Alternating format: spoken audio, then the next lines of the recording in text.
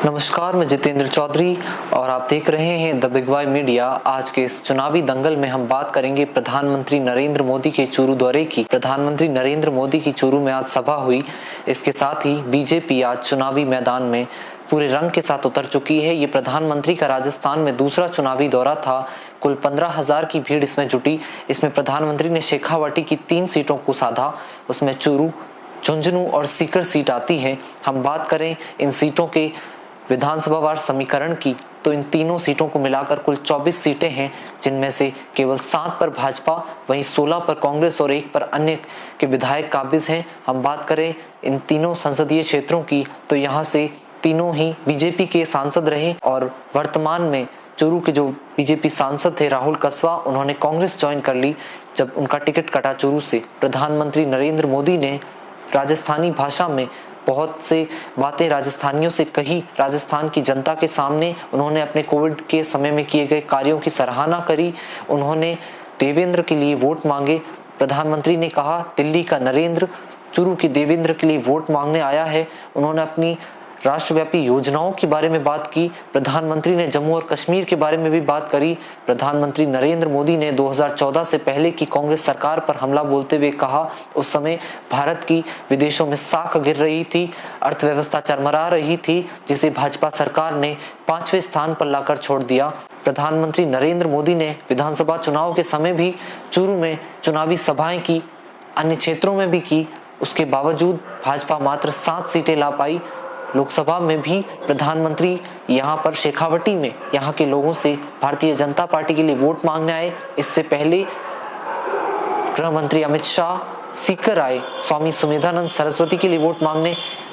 यहीं आज खंडेला में भी मुख्यमंत्री भजनलाल शर्मा ने प्रधानमंत्री के दौरे के बाद सुमेधानंद सरस्वती के लिए लक्ष्मणगढ़ में एक सभा की, जिससे उन्होंने सुमेधानंद सरस्वती के लिए वोट मांगे। प्रधानमंत्री नरेंद्र मोदी के साथ साथ भाजपा के अन्य नेता और मुख्यमंत्री लगातार दौरे कर रहे हैं। शेखावाटी क्षेत्र में लोगों की नब्ज टटोल रहे हैं। शेखावाटी की जनता की मुख्य मांगे किसान आंदोलन रही है, किसान के हित की बात रही है। ब्रिजेंद्र सिंह ओला कांग्रेस के प्रत्याशी हैं, बड़े ही सौम्य स्वभाव के हैं। ब्रिजेंद्र सिंह ओला अपने पिता शीशराम ओला की लेगेसी पर वो झुंझुनू की जनता से चुनावी अपील कर रहे हैं। वहीं उनके सामने उदयपुर वाटी के पूर्व विधायक शुभकरण चौधरी हैं। मुकाबला बेहद टक्कर वाला है झुंझुनू में तीसरी बार भाजपा ने टिकट बदली है। नरेंद्र खींचड़, संतोष अहलावत दोनों सांसद रहे पहली बार भारतीय राजनीति के इतिहास में झुंझुनू की सीट पर, और अब शुभकरण चौधरी को यहां से टिकट मिला है। वहीं हम सीकर की बात करें, कांग्रेस ने कॉमरेड के साथ गठबंधन किया है। गोविंद सिंह डोटासरा की लोकसभा क्षेत्र है, ये प्रदेशाध्यक्ष है वे कांग्रेस के। उसके बावजूद यहाँ पर सीकर में कांग्रेस के साथ गठबंधन हुआ है। अमराराम किसान नेता रहे हैं, लंबे समय तक आंदोलन किए हैं, काफी खासी पकड़ रखते हैं गांव के हलकों में।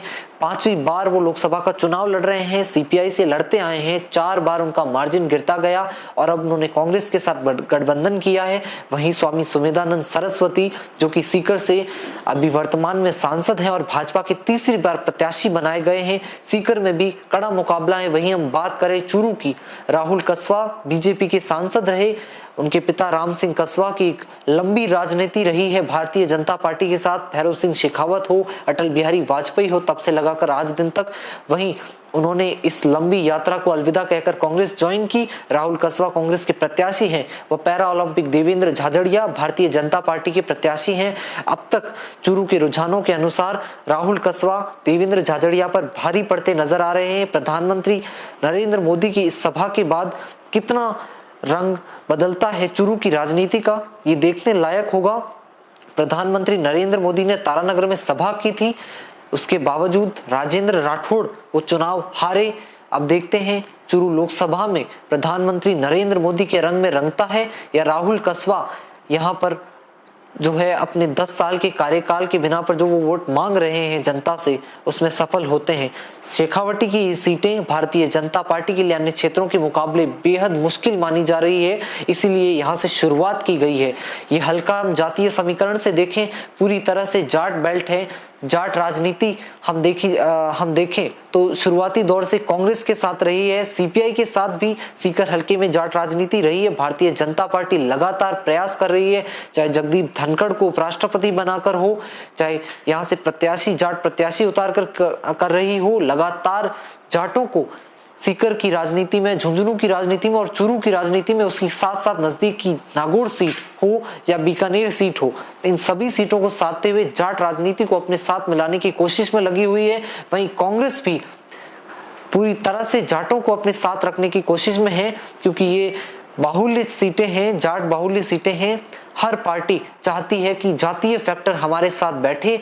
जातीय फैक्टर कितना साथ होता है ये देखने लायक होगा। सीकर में और चूरू में और नागौर में मुस्लिम समुदाय बहुतायत में है, जो कि कांग्रेस का कोर वोटर रहा है। राजपूत वोटर की हम बात करें तो चूरू में इतना राजपूत वोटर नहीं है, तारानगर या कुछ क्षेत्रों में बिल्कुल राजपूत वोटर है, जो कि बीजेपी का कोर वोटर रहा है। राजेंद्र सिंह राठौड़ वर्सेस राहुल कसवा ये चुनाव बना हुआ है। इस चुनाव को कैसे प्रधानमंत्री आज देवेंद्र वर्सेस राहुल का नाम दे पाते हैं, ये आपने उनकी सभा में देखा। हालांकि हमने देखा प्रधानमंत्री ने अपनी स्कीम्स की बात करी, राहुल कसवा पर उनकी तरफ से कोई वार नहीं किए गए। शेखावटी की सीटें किसके पक्ष में जाती है इस बार ये देखने लायक होगा। बहुत बहुत धन्यवाद, बनी रहिए हमारे साथ और अपडेट्स के लिए।